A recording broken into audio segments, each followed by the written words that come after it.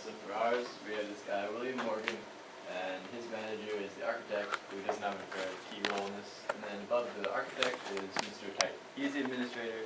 He doesn't really know the science aspect of what's happening. He's just sort of the guy that sets the budget, and a lot of times he does that too quickly before he really talks to people like Will Morgan and has a full understanding of what all the costs incurred would be. So he said the budget was going to be X amount, and they can't quite do a good job with only X amount of dollars, so they need to cut costs. And Mr. Tite says that one of the things they should do is to Tite insists that the specifications for the safety features be deleted. So that's obviously a non-ethical thing because we all need safety. That's one of the most important parts of pushing ethics. So do y'all want to do which ones?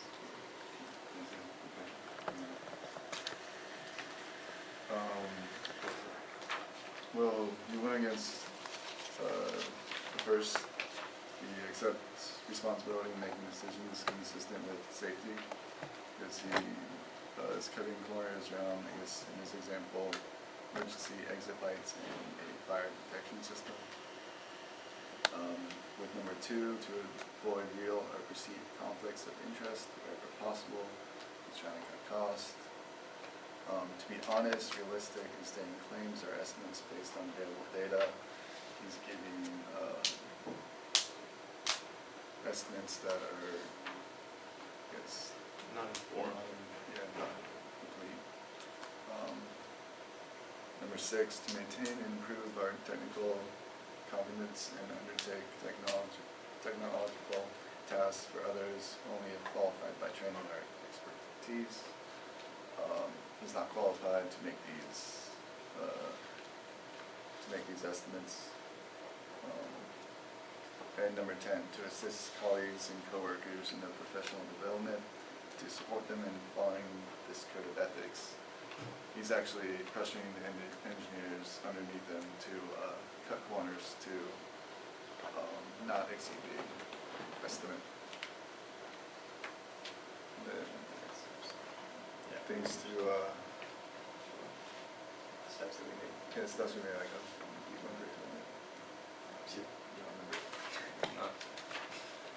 No. Okay, so what we thought they should do is, Will Morgan, because he's aware of the situation, he could talk to his manager and get something moving higher up in the university, so he could go talk to the officials to decide where money goes. They could discuss other places to cut costs that wouldn't involve safety hazards.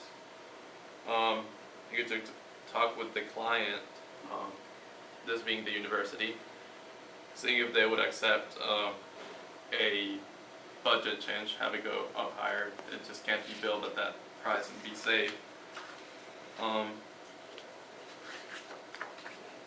They could try to go back and talk to the administrator, John Tite, although by the kind of decisions he's making, he does not seem to be the kind of man who would take your opinion and agree with it. He'd probably just argue. And ultimately, probably change the administrator for this kind of business if he's not aware of what it takes economically and from the science side to what you need to do to get something safe built. He's probably not the man for that job. Yeah, so basically we want to at least so try to fix this problem without addressing so that the Yeah, that's the last. yeah, we want to address that problem without actually saying that Tite's wrong and whatnot, so not getting mad. And then after this problem is solved, go into the either talk to Tate, say that see if you can get suggestions from people who actually know the field, or talk to the university and see if they could get someone else to help them out.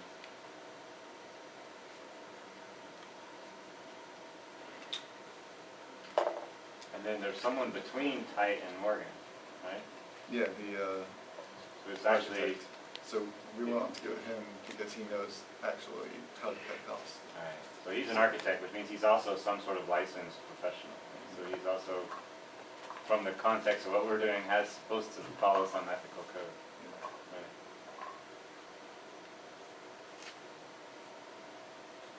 So what do you guys think? So if I summarize, you think that he should complain but not piss off John Tye? Yeah, Yeah. you should find ways to, And he should work his way up the chain of command. yeah. Right. So scenario-wise, what do you think would happen? So he goes to the architect. Let's just work our way up the chain. Yeah. Was this before or after the? So he's been presented with a situation that looks like, if I'm remembering correctly, John Tite says, delete these things which are basically safety implementations that the engineer's drawn into the plans for this design, right?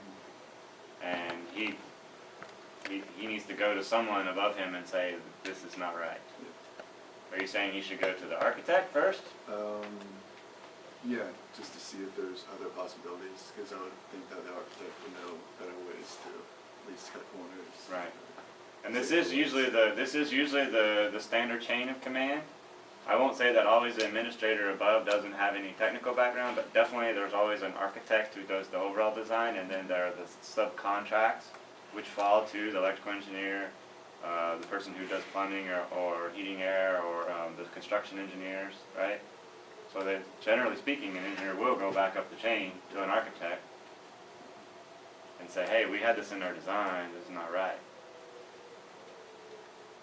So let's say, for instance, the architect says, not my problem. What does John Tite or Will Morgan do? Go up to the university and suggest that, at least for further projects, that they would have someone more technically inclined on the committee making the budget decision, so that these problems won't happen again for the current situation. Then he doesn't have much of a choice but to just sort of publicly show his disdain for this, so that, and if there is something that comes back upon the company, he won't be the one who gets in trouble for it. Right. Well, and in the end, the university would be the one in trouble, because it would be one of their buildings that does not comply with the building codes.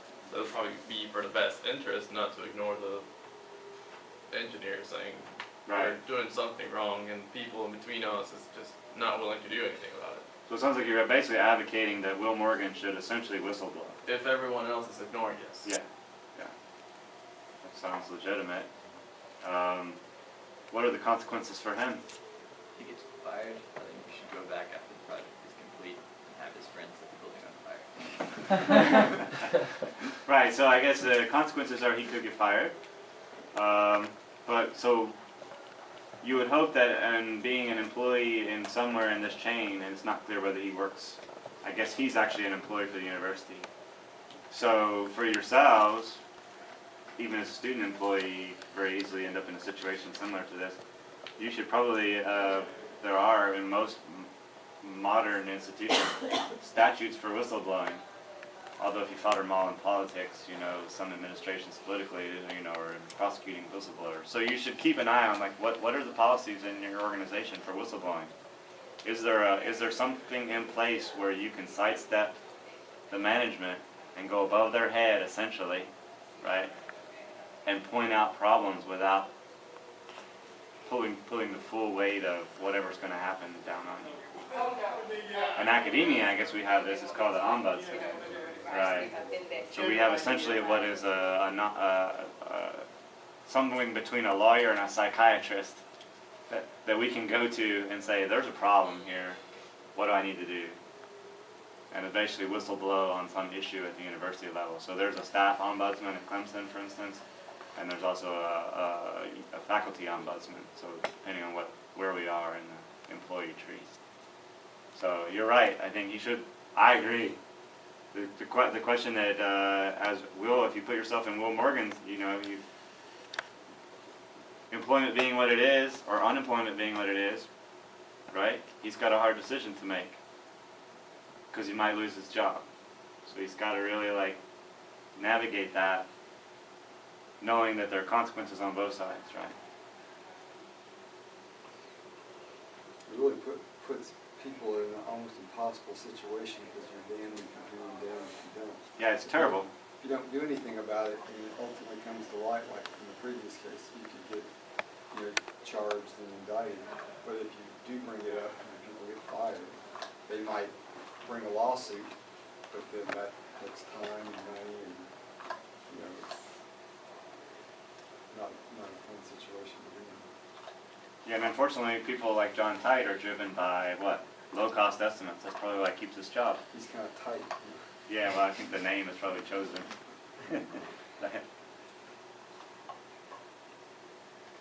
Comments from you guys? Anything? So what happened? I forgot. So this is a real one.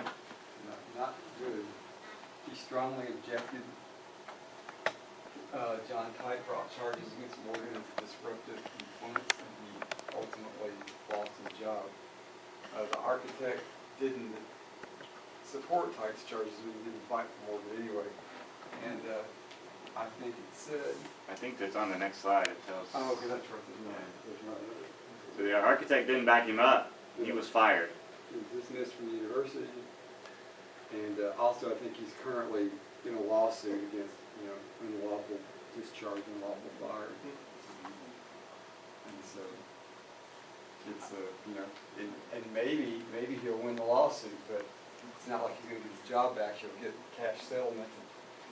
It's a tough thing to go through. Why would Tite be bold enough to, the second bullet on the last slide, it said he persecuted Morgan? But yeah, why was he bold enough to bring charges?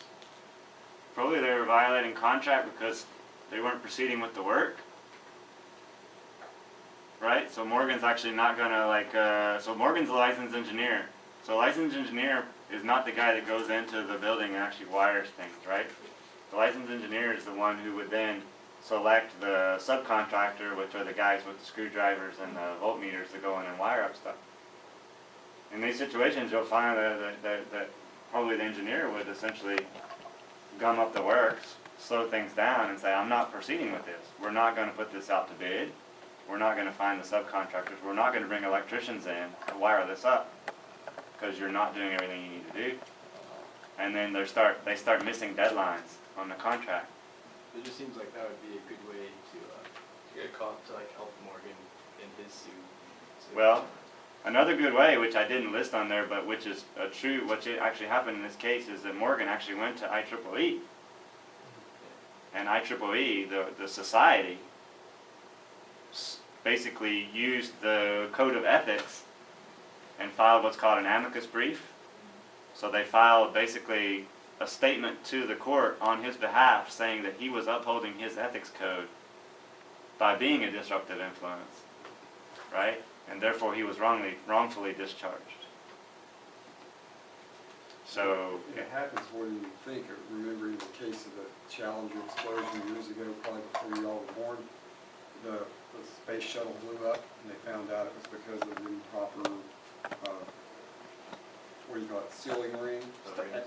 And O-rings, right? it's the And famous started- O-ring experiment. They started looking into the fact that it was Richard Feynman, physicist at Caltech, that figured it out with a group. And a couple of engineers for the company that made those O-rings, they found where they had been urging management to test these at different temperatures. I'm not sure this is going to work. And then I think they came out and said something. They ended up getting fired. And the company said, well, it had nothing to do with that. It was just for poor performance. And you could probably look in the records and they'd probably produce some reports that said these guys weren't doing a very good job. They basically were punished for doing that. So it's a tough situation to come out and do that. Well, at some point you end up sacrificing your career and your life to go back and fight for what's right, right? And it's tough because you're basically saying life, money, a career that I've chosen, and now I'm put in this terrible situation because people are being unethical. And they're not. And you can see from the first one we did that even if you try to get out of it, you can get pulled back in because you knew about it and didn't try to whistleblow, right? In this case, he got fired because he tried to do something different, right? He didn't necessarily whistleblow, but he was basically disruptive because he wouldn't let the project go forward. He just complained and was says, I'm not going to move forward. He refused to yield. And then they fired him anyway. This doesn't mean they all turn out terrible, but these are cases where you can see that what can happen and that you have to examine the consequences. I think most people go through their entire career and never see a situation like this. It's just, you got to be cognizant of it. All right, last one.